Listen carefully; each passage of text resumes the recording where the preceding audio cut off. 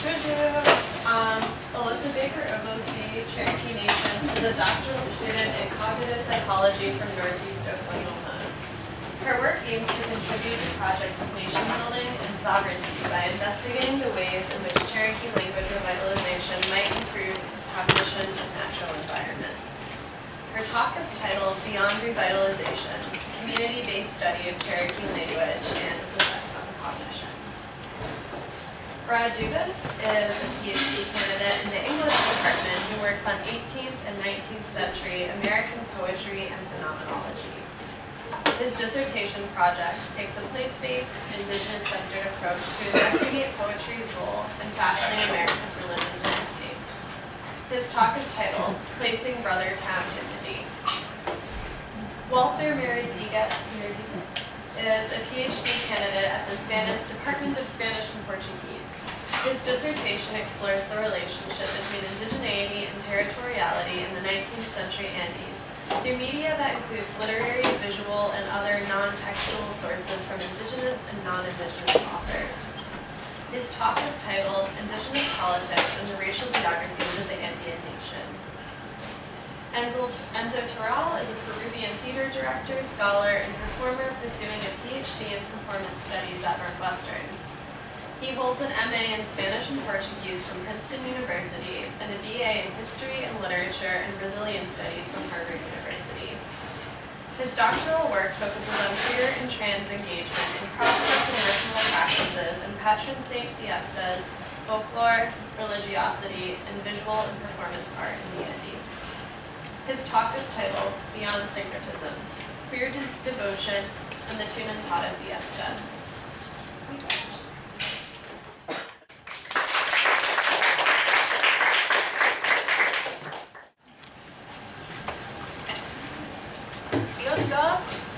Gotta represent the Cherokee language. With all these beautiful northern languages that we have here. Alissa Baker Oglesby, Galkadoa.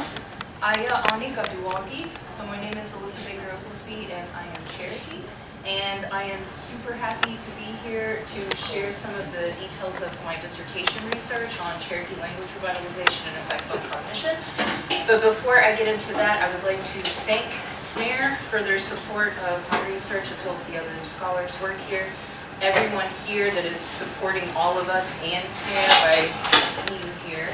And also give you a little bit of the details in the background of this work that kind of led me this direction before I get into the work proper.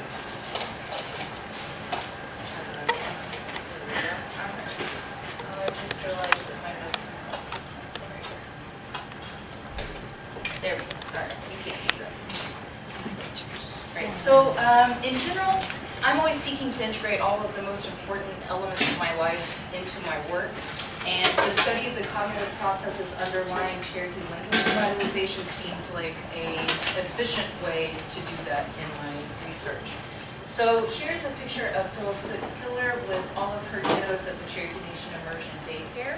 My daughter was a student of Phyllis's before we moved up here, and I had the privilege of volunteering in her classroom once a week, which allowed me to spend a little extra time with my daughter on a weekly basis. Get to learn and share more Cherokee language and build a friendship with Phyllis as well. And in the course of my time with Phyllis in her classroom, Phyllis shared with me that her classroom, her immersion classroom, which was the only within the daycare, had the lowest number of enrollment of students within the entire Cherokee Nation daycare facility. And the reason for this was that she said that Cherokee parents were reticent to enroll their students in immersion programs because they thought that they would fall behind their English monolingual peers, and that would eventually lead to them struggling in school and struggling to find a job to support themselves later in life. This was surprising to me as my own experiences in Cherokee language learning had led me to believe that there's probably some things that are specific to the language itself that can improve our cognition in various ways. So I wanted to investigate this possibility as a way to support the numerous language immersion programs that are going on within my tribe, which is important because in the bigger picture, Cherokee language creates new knowledge keepers for our nation, which then become leaders for our communities for sovereignty and self-determination. As Phyllis would say, learning Cherokee makes you a better person. I will figure this out. There we go.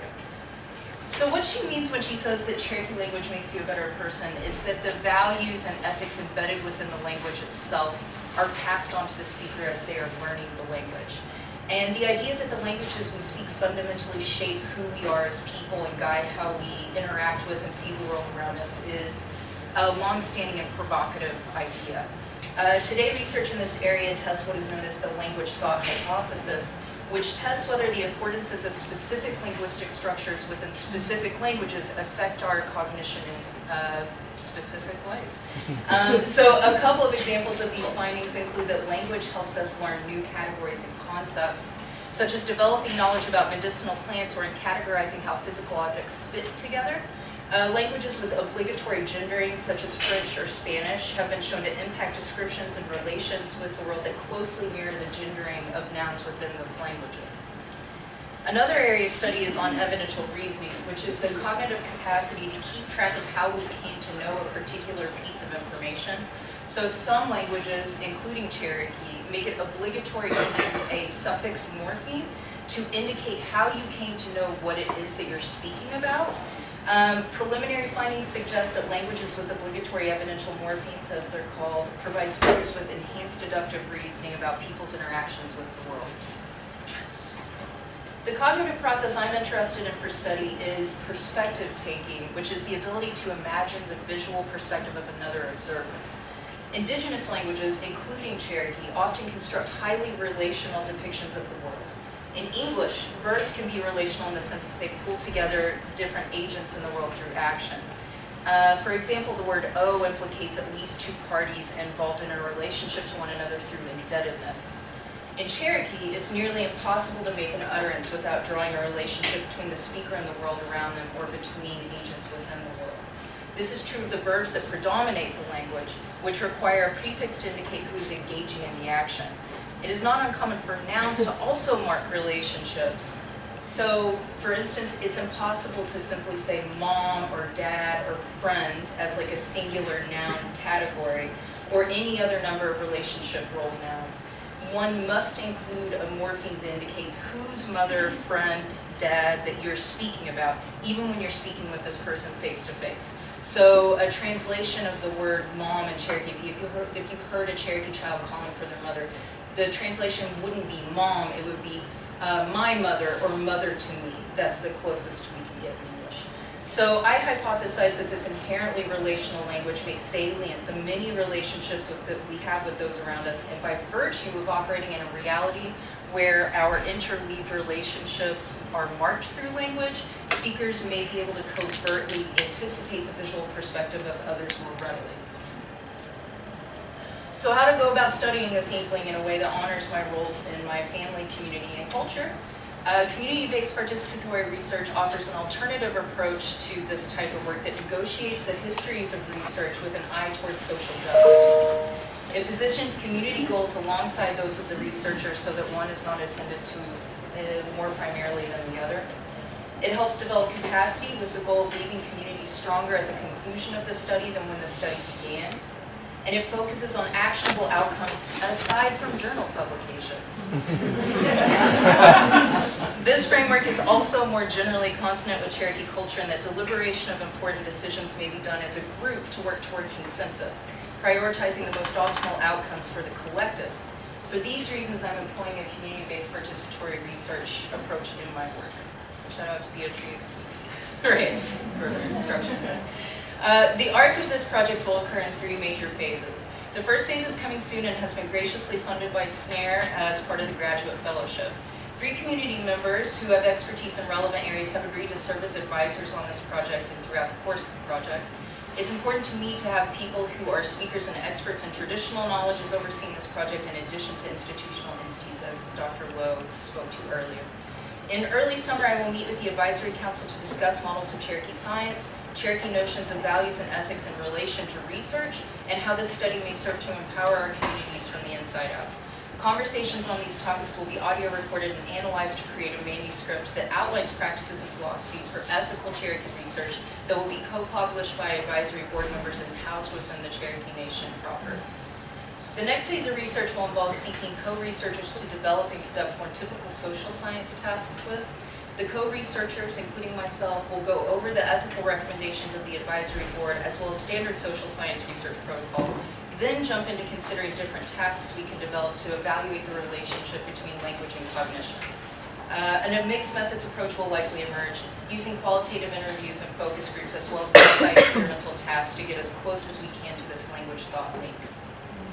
Finally, the broader community will participate in tasks developed by myself and the co-researchers, but are also important in contextualizing these results and finding avenues of action that will carry the results forward. Local presentation of results will be an important focus, and spaces that invite discussion to consider the results and how to implement changes will be prioritized. In this way, community members are not only participants in the research, they are advisors in their own right. From this follows the anticipated outcomes of this project. That we learn about how language impacts cognition in ways that are not relevant not only to Cherokees, but also to other Native American and Indigenous communities. That the research process generates enhanced interest in language study and improves immersion enrollment within the Cherokee Nation. That by participating in and reading about the study, community members will desire to become more involved and lead their own studies in the future. And that by extension, an expectation for community-based participatory research style projects is developed so that community members themselves are able to negotiate terms of research skillfully with scientists who seek to do work within our territory.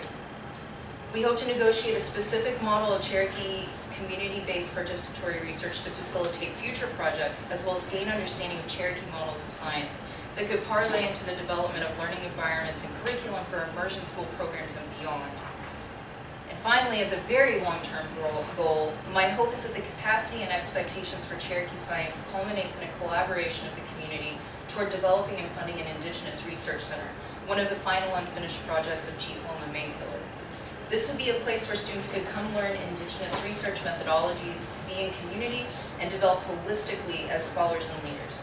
This center would hopefully build a relationship with CNAIR, enabling us to collaborate with Indigenous communities around the world toward fostering scholarly excellence and community leadership.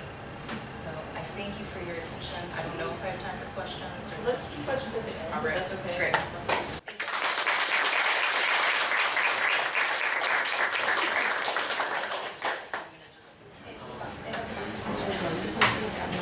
Hi everybody, my name is Brad, and I must confess I've been saying CNAIR for months. So Alissa, thank you for teaching me. Thank you for teaching me CNAIR. I'm wondering WD. That's good to know. So my presentation today is titled Placing Brothertown Hymnody, and today I'll be talking briefly about my research on Brothertown Hymnody as a placemaking practice. Specifically, I'll speak about Samson Occam's 1774 hymnal, a choice collection of hymns and spiritual songs. I'll share how I'm using the hymnal to think about place, community, and orientation, but also how my own research has been reoriented since I began working with CNAIR and connecting with community members from the Brothertown Indian Nation. This is part of my larger dissertation project, which studies poetry in connection to specific religious spaces in the 18th and 19th centuries. Throughout the project, I foreground the ways in which Indigenous poets shape their surroundings to voice their embodied experiences, express spiritual sovereignty, and carve out places for themselves and their communities. To illustrate how I'm thinking about hymn singing and orientation, I first want to take us to an October evening in 1785, shortly after sunset. Mohegan leader Samson Occam had just arrived at Brothertown, a newly formed Native community in upstate New York. He helped conceive of this intertribal settlement over a decade ago, and now, after riding through rain and forest, he finally set foot in the place he envisioned as a home for Native Christians. In his journal, Occam recalls that it became too dark to see, but a melodious singing guided him to the house of Brothertown resident David Fowler. This is a quote. "As we approached the house, I heard a melodious singing. A number were together singing psalms, hymns, and spiritual songs. We went in amongst them, and they all took hold of my hand, one by one, with joy and gladness, from the greatest to the least. And we sat down a while, and then they began to sing again." Occam's account of his arrival suggests that hymns were central to the ways people experienced space at Brothertown. He presents hymnody as a tool for orientation, the key to navigating Brothertown's physical geography and to finding his place in its blossoming community. I connect this orienting potential of hymn singing, its role in helping Occam and others find their way, to the creation of communal space at the New York Brothertown settlement. Many of you are likely familiar with Brothertown's history, but I'll just give some quick background on this space. The Brothertown movement was initiated in 1773 by a group of leaders, including Samson Occam, fellow Mohegan Joseph Johnson, and Montauk teachers David Fowler and Jacob Fowler. In response to colonial encroachment on tribal communities' ancestral lands, they developed plans for a large-scale migration. They mobilized hundreds of native Christians from 7 East Coast tribes to relocate inland to Oneida country in upstate New York. There they established a separatist space of spiritual and political sovereignty, where they constructed a new tribal identity, the Brotherton or Brothertown tribe. In my research, I asked questions about the embodied experiences that marked Brothertown people's engagement with the physical site of this settlement. How does a community of Native Americans carve out a specifically Christian space for itself? What is the lived experience of journeying to, inhabiting, traversing such a place? To engage these questions, I turned to Samson Occam's hymnal, a choice collection of hymns and spiritual songs. Occam spent many years collecting hymns, and he published the collection in 1774, just as the Brothertown movement was gaining momentum. It assembles 109 compositions from more than 15 known writers, including an original hymn written by Occam. In her path-breaking work on this hymnal, Joanna Brooks has shown that Occam kept Brothertown in view while he compiled the collection.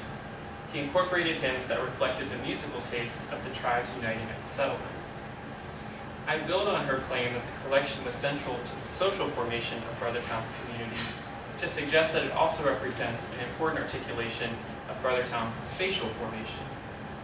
Through his choice of hymns and editorial practices, I argue, Occam contributed to shaping Brothertown's space. In pursuing this argument, I follow the call of Abenaki scholar Lisa Brooks to situate native writings in their specific place worlds and show how these texts actively engage their environments.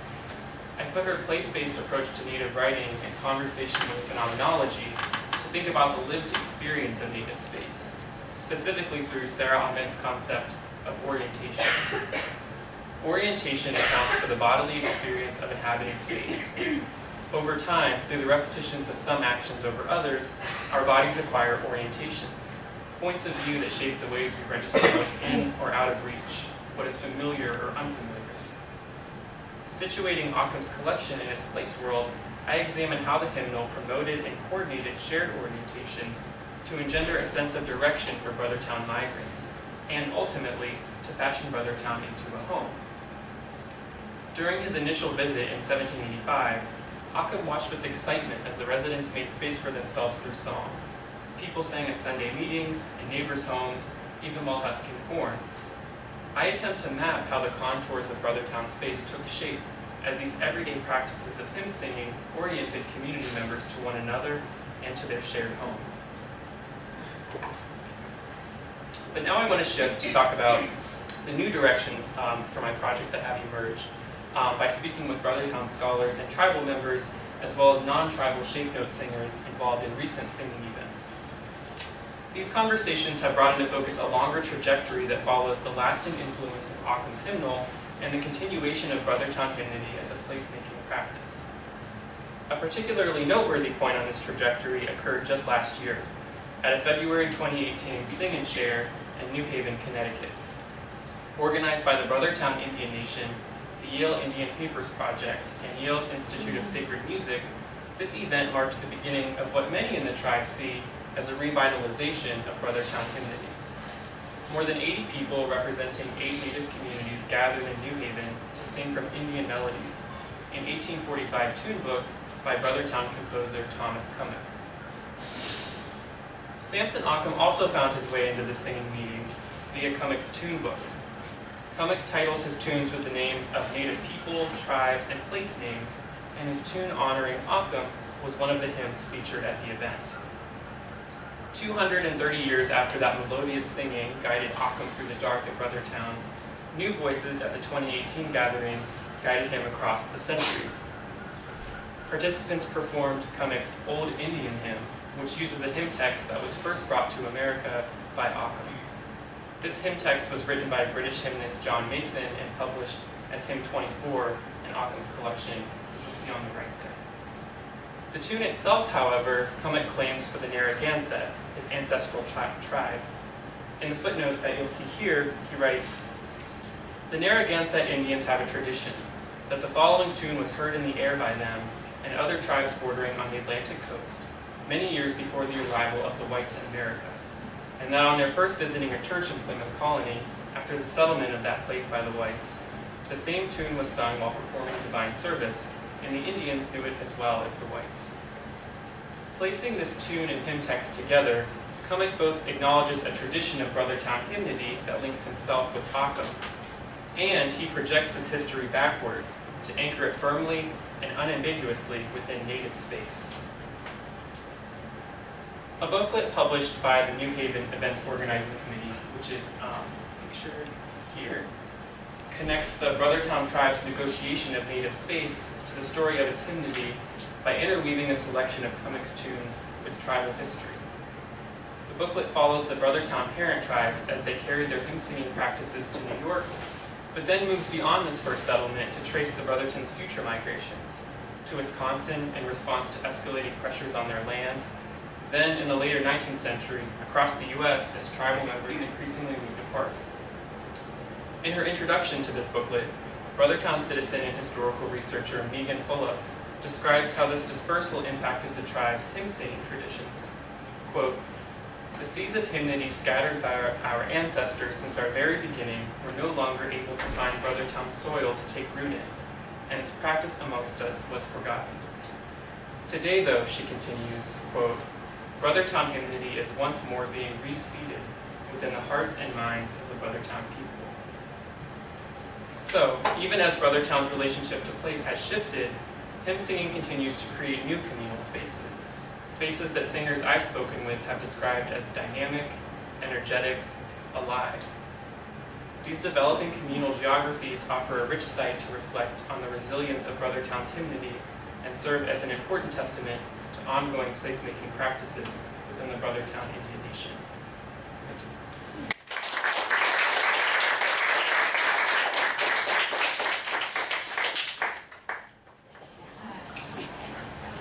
Hi, my name is Walther. I'm in the Department of Spanish and Portuguese. I'd like to start with thanking and acknowledging the big opportunity that this CNAIR fellowships are. Just having the opportunity of dedicating full time to just studying and writing is a huge opportunity, but also to be immersed in this awesome community and also being so welcome, as someone who works in the Andes, to have these conversations with professors, colleagues, it's a lot, really. I'd like to start with just giving a brief description of what my dissertation is about, and maybe showing you this map, which is incomplete, but anyways. This is a map of Peru, of what is known as Peru now. And it's divided in 3 colors, and it's more or less how we are taught the Peruvian map in schools even now. These 3 divisions are called the 3 natural regions of Peru, called Costa, Sierra, y Selva, coast, the mountains, and the jungle, something like that. And it's seen as natural, and as a natural division. Even though now the geographical science has established a different division of the land and the altitudes in Peru, this map is still repeated in schools. And now most the Peruvian government mostly acknowledges and recognizes indigenous communities from the highlands, the region in the middle, but the south sides, which where Machu Picchu is, for example, another important landmarks of touristic landmarks in Peru.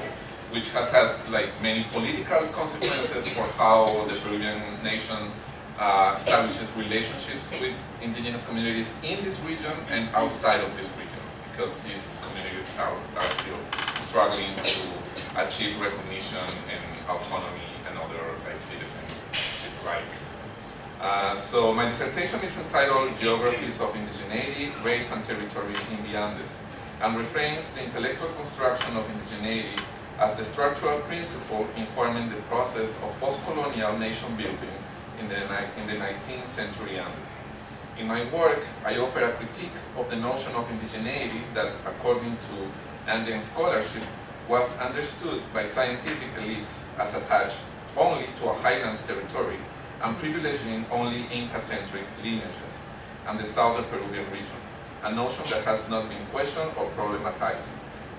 As an example also, yeah, this is also complete, but these are three like artistic works from the 19th century. The one to the left is called Indian Potter, more or less, or the Dweller of the Cordillera, which is making also like a visual association between being Indian, a profession, being a potter, and in a territory, which is the highlands.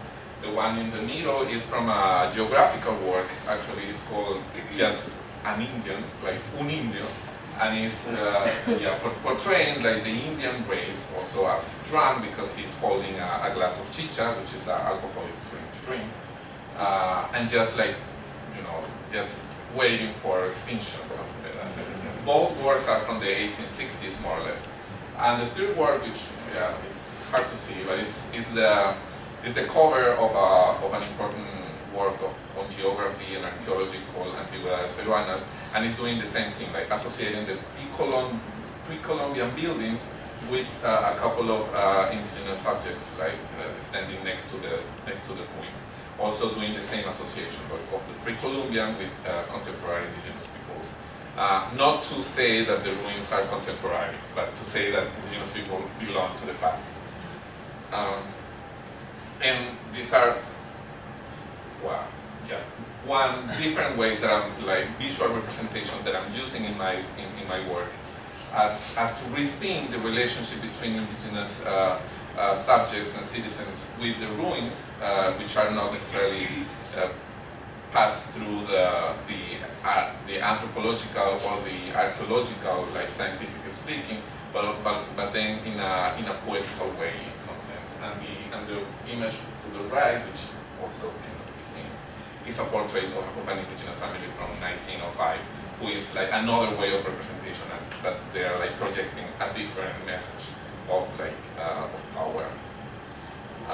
My work incorporates the analytical category of geographies of indigeneity as to better examine the relations between indigeneity and territory that on one side the Peruvian state constructed based on scientific racism and its interest on extractivist capitalism, and on the other hand to understand indigenous conceptions of land and territoriality and therefore sovereign ways to thinking of indigeneity.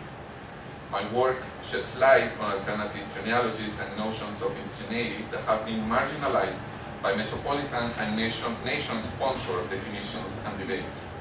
I contribute a peripheral, geographical, and ethnic dimension that decenters a hegemonic cultural history and reformulates conceptions of racialized subalternity and representation in a hemispheric scholarship on indigenous and race studies. During the time of my fellowship at the CNAIR, I'm working on the third chapter of my dissertation titled Indigenous Politics and the Racial Geographies of the Andean Nation. In this chapter, I inspect literary, visual, journalistic, and oral culture about the cases of two so-called bandits who led different political movements in 1908 and 1910, Luis Pardo and the Catholic priest Manuel Casimiro Chumán.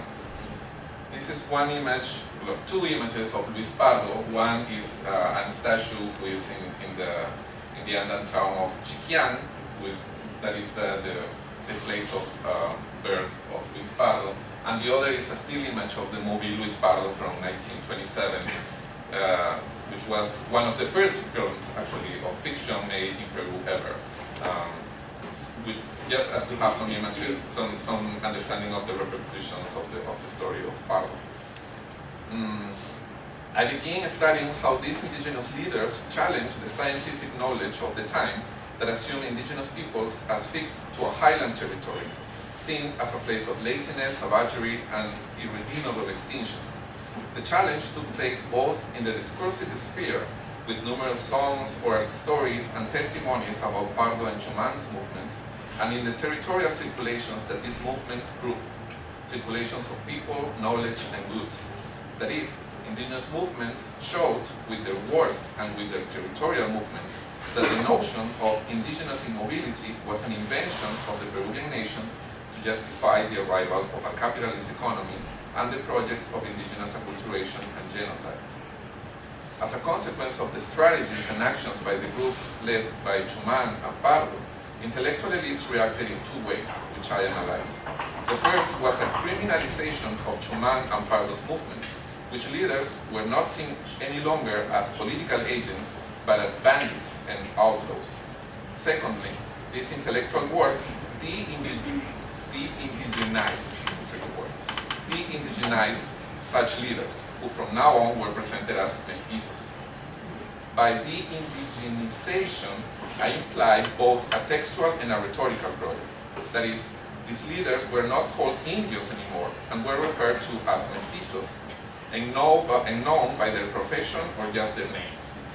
Discursive way in which non-racialized subjects were described. And rhetorically, the descriptions made of these leaders in terms of clothing, ways of speaking, ways of walking, and fearlessness establish a difference from how indigenous characters were described in the same text. Scholarship that has focused on movements led by so-called bandits has mostly based on two theoretical backgrounds.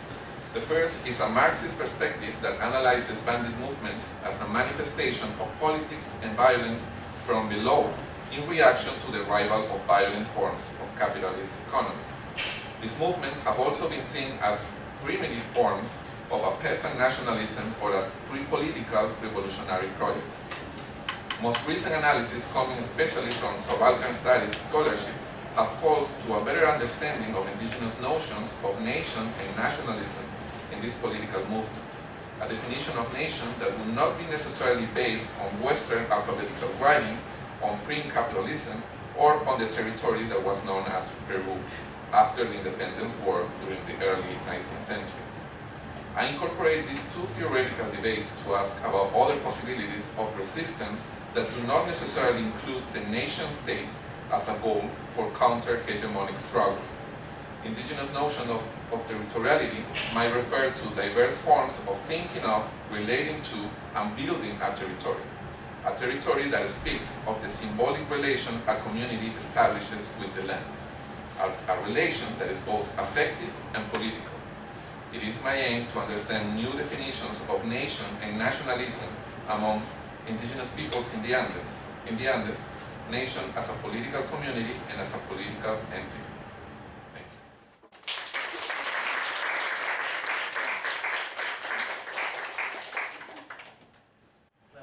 Perfect. Thank you so much for being here. Thank you, CNAIR, we want to move it to Spanish, for this wonderful opportunity. It's just been an honor since moving to Northwestern this past year, having the support of the center. Like Kelly has been really instrumental in get this project keep going, and people from Spanish and Portuguese department, performance studies that could be seen as invented traditions in modernity.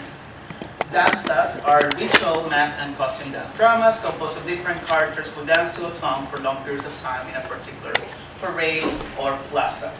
Despite being community participatory practices, some contemporary fiestas are grounded in long-standing patriarchal traditions that in the past prevented women from fully participating.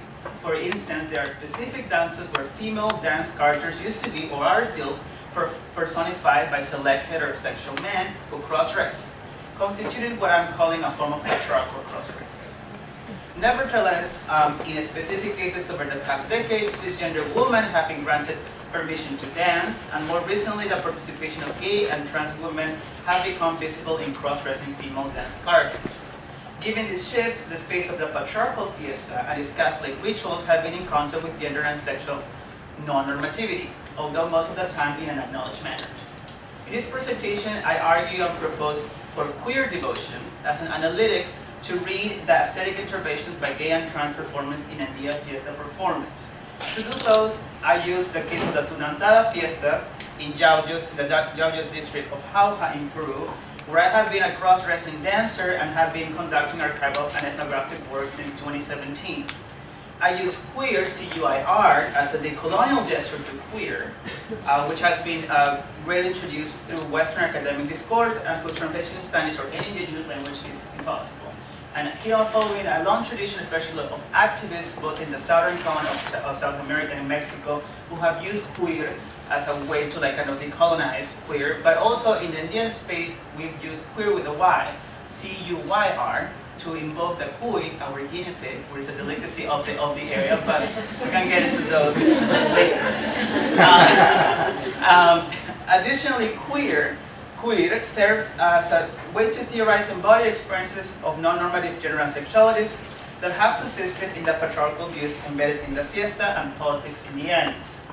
Queer devotion allows us to understand alternative modes of expression by these dancers when they are devoted to their own gender and sexuality expressions in the first place, and they reflect these queer devotions through the materiality of costuming and dance steps. I understand to devote as an act to consecrate, to make something sacred. I do not use spirituality, as I do not attain to the metaphysical aspect per se, nor I use religiosity. I would call this queer religiosity, as I contend that queer devotion does not imply a renunciation to the Catholicism and its rituals, or that is also a creation of a new religion, of a new religious structures.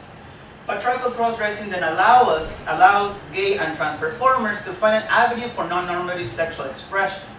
Thus, I argue that queer devotion allows us to see and encounter between the Spanish and Indigenous, the heteronormative and the queer, the religious and the secular, beyond narratives of religious syncretism, if one is to center the undercurrent interventions by gay and trans performers. Some scholars have justified patriarchal cross-dressing in fiestas in the Andes using indigenous ways of knowing. Particularly, they have evoked complementarity as a driving force in Andean thought. As such, concepts such as the tinkuy or the yanantin become ways to read why, for instance, the coming together of a man and a woman in one dance character is enabled by having a man cross-dress as a woman, which to me is a very superficial reading.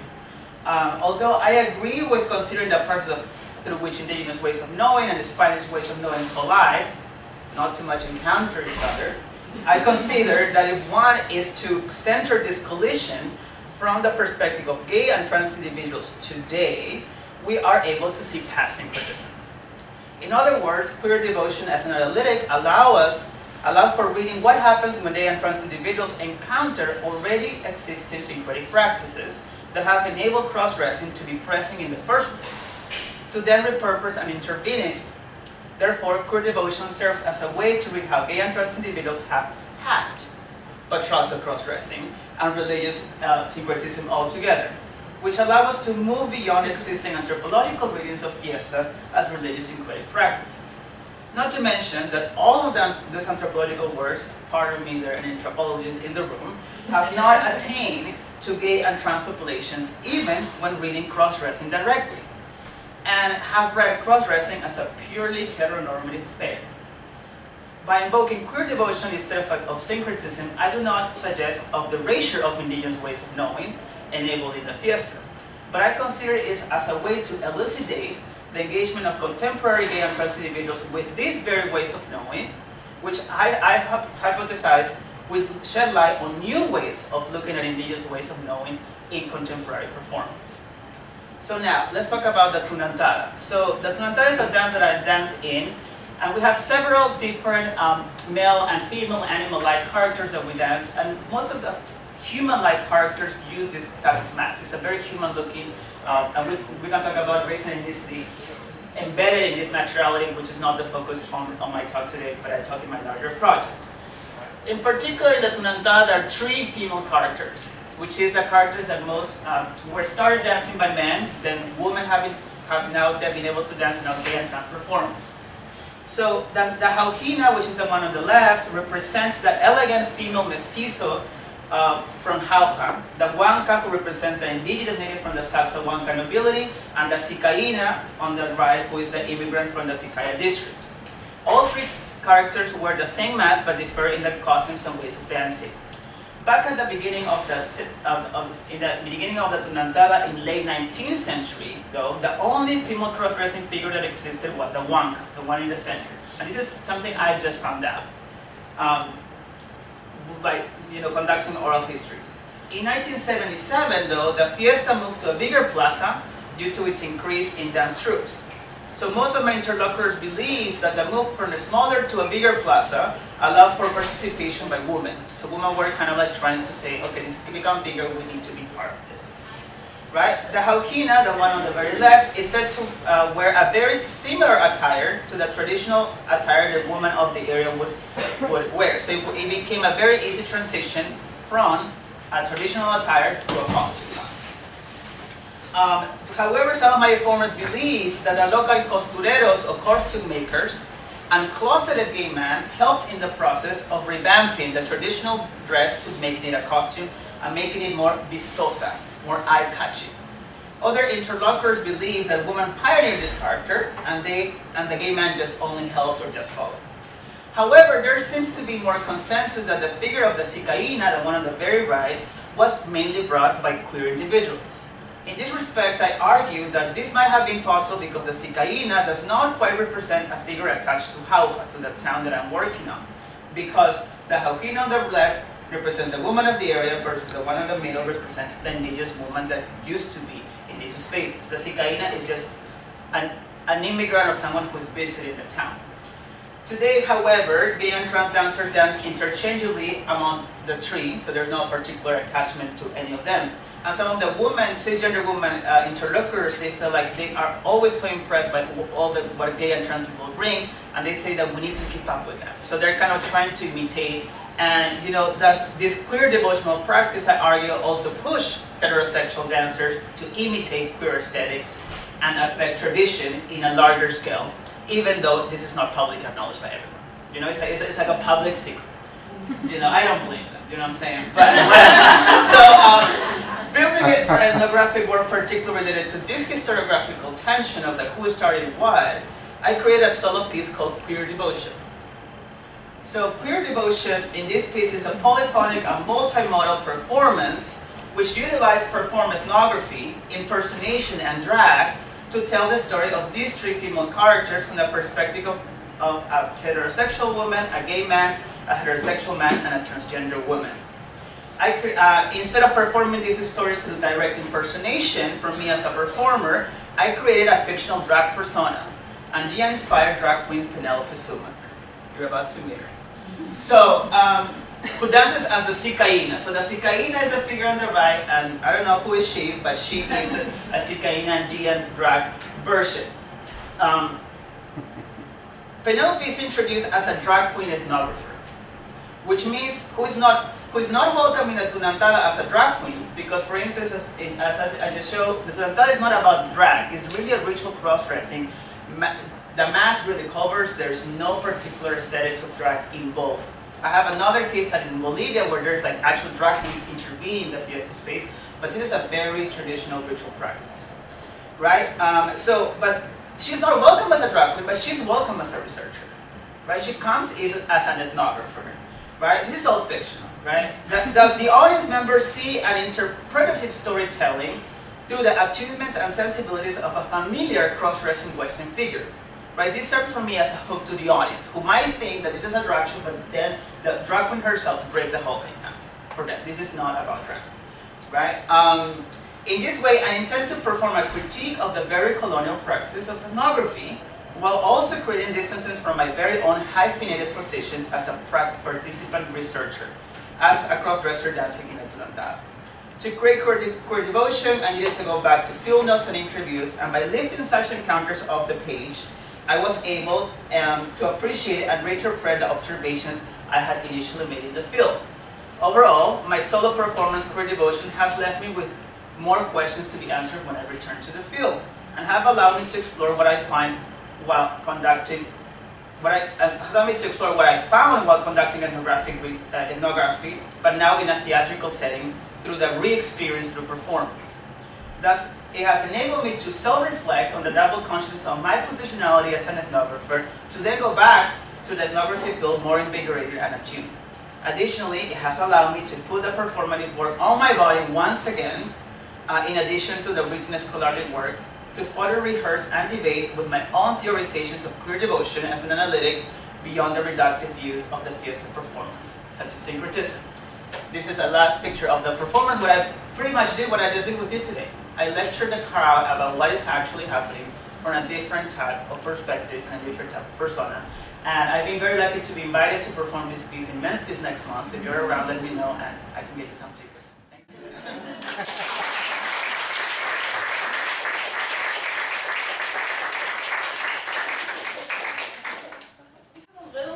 Questions. I'm happy to moderate and call on folks. Does anybody have questions for me?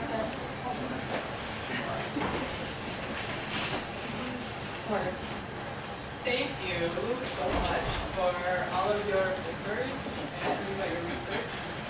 And this is a question for all of you, which is that that was such a broad range of interpretation of participatory research across all of you, and so I'm wondering, since oftentimes we've seen texts for doctoral work about what participatory research is, I'm wondering how your framing of it for you, for your personal projects, has changed as you've been working on your doctorates. Like, how has your particular approach to participatory research shifted? Because I've heard so many different presentations, like we all did, and there's so many key texts that we start from, and then find what's right for your project. Can we get on Brad, because I know you guys have things to say about this, and then do you mind starting? Yeah, and then, happy to. Sorry, this is like so coming from like an English background, my project was very text focused. So I was very much invested in reading all of the hymns and operas hymnal and thinking about the ways that it's representing space. And so the opportunity that CNAIR gave me to connect people from the Brothertown Indian Nation, it just really opened a lot of doors that I didn't know were there. So I had no idea that this revitalization was happening, that there was sort of pockets of resurgence of Brothertown hymn singing across the country, primarily in Wisconsin and Minnesota. So just sort of being able to get that long view of the way that tribal sovereignty is expressed over time, and just being able to engage with the ways that that it remains relevant. And I'm still learning. I haven't been able to participate in one of these things yet, but I do have opportunities to this summer. So I think that I will have a lot more to say once I've actually experienced this and been able to engage more actively. But I will say that it's just been invaluable to just open these conversations and allow open my archive beyond text to kind of thinking about lived experience in a very contemporary and very lived, right, way.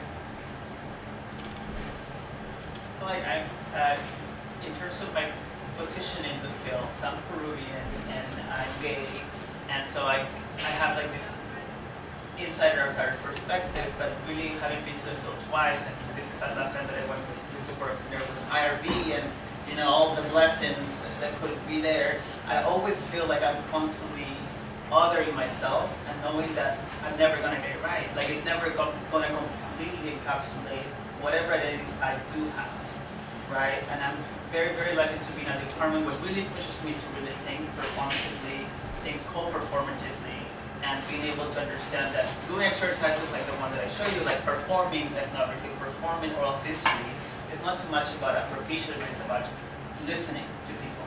Sometimes even just putting yourself in the position of others. And the performance that I make, I don't impersonate verbatim, so I don't impersonate interviews that I made, so that I create composites, I tell stories from a third person. So these exercises that might sound to some of you as like, you know, encrypted knowledge that you're not a performer, it really allows me to just not see myself a participant observant. It's really a co-performer person who is there and is allowing a particular subset of these communities, because I'm working in mestizo and indigenous communities who have themselves push gay and trans people from this community. So it's a particular subset of people.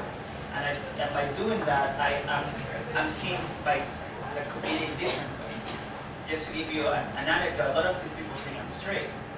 A lot of people would react completely different to me if they knew I was gay. They're so happy that I know how to dance in heels. And they always say, oh, he does that because he does theater.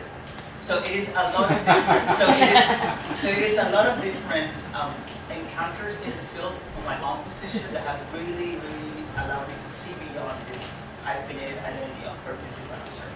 That I constantly rehearse, and every time I go back to the field, I'm finding things that I'm excited to share.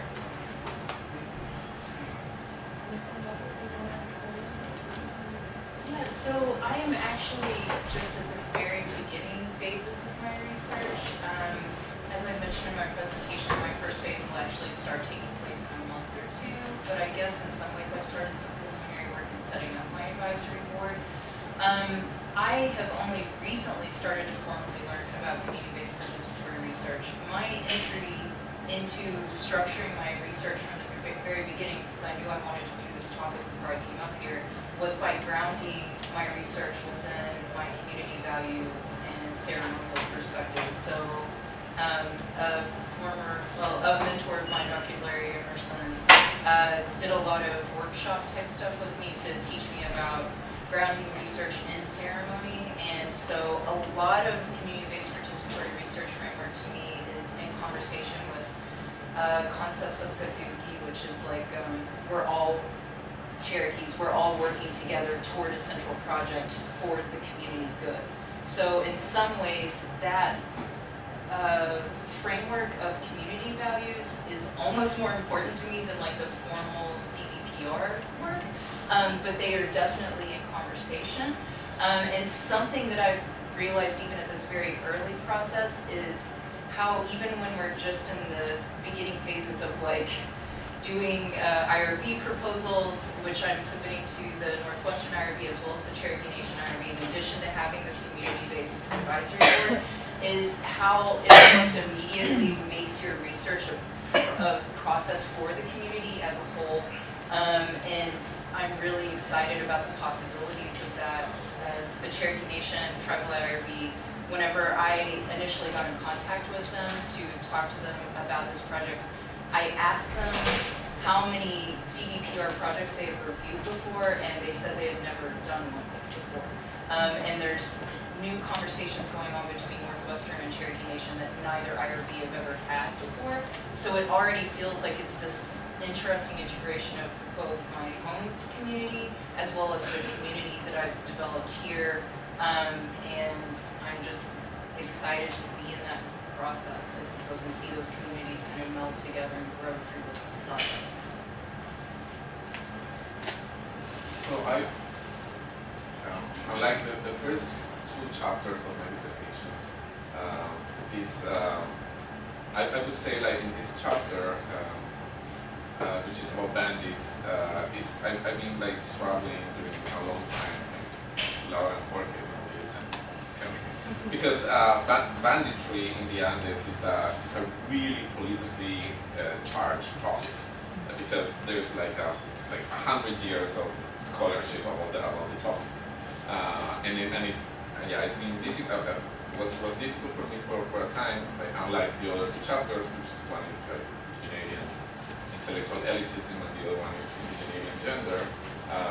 Like, I'm not saying I didn't really have problems there, but here it was more difficult, especially because one, I am educated as an anthropologist. Sorry. And now I'm in a cultural studies department, so like also combining many like methodologies.